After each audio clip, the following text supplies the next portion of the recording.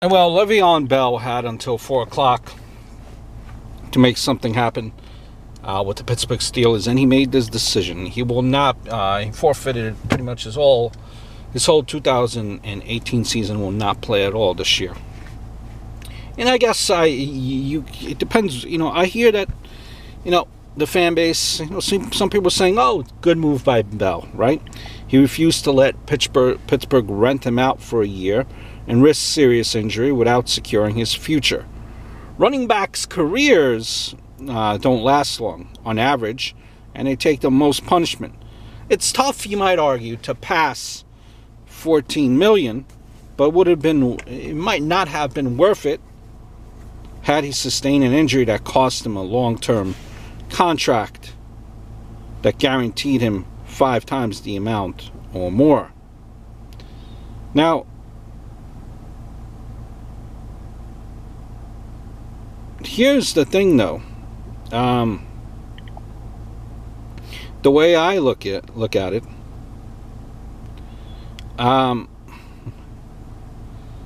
listen, my 2 cents here.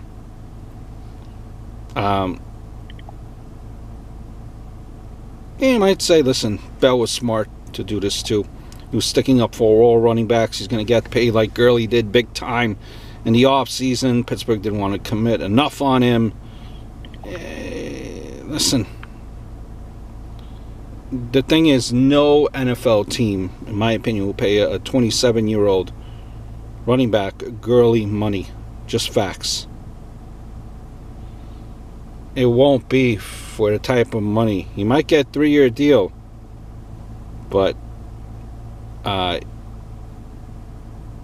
it's not going to be for the type of money that he expected. Here's a couple of questions, that I think and kind of left unanswered. Has this ever happened before?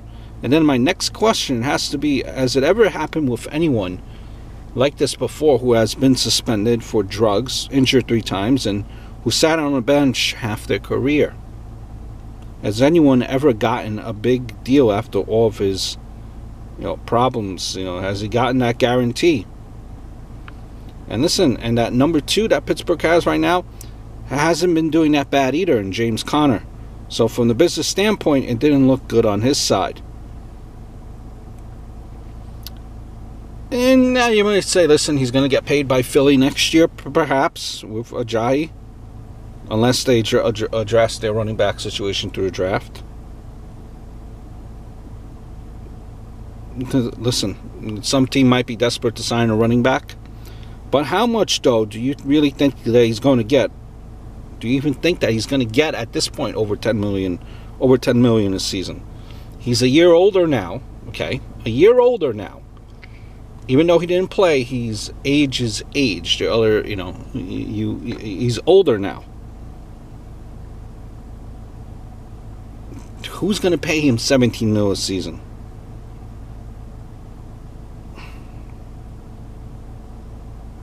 And will he even accept anything other than what he was asking for? Like, what if no one signed him for more than $9 million a season?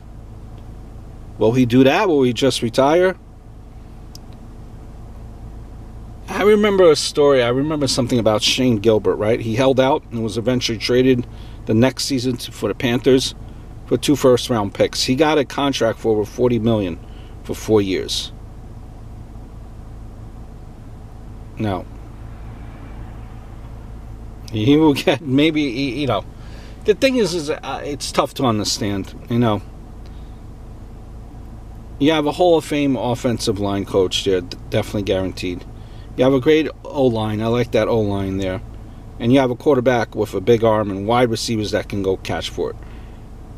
4 factors that Leveon isn't taking into account. What if he goes somewhere that has a poor offensive line, poor coaching, and a quarterback without a big arm, and wide receivers that can't get it? They could just stack the box the whole game. Do you think he'll even be successful? And he loses a year on his career. A year on his career, which is so important, where he could have been stacking up those stats to get into the Hall of Fame, right? So he loses a year on that as well. One thing's for certain: James Conner wins the Nobel Prize Award. Hope all is well.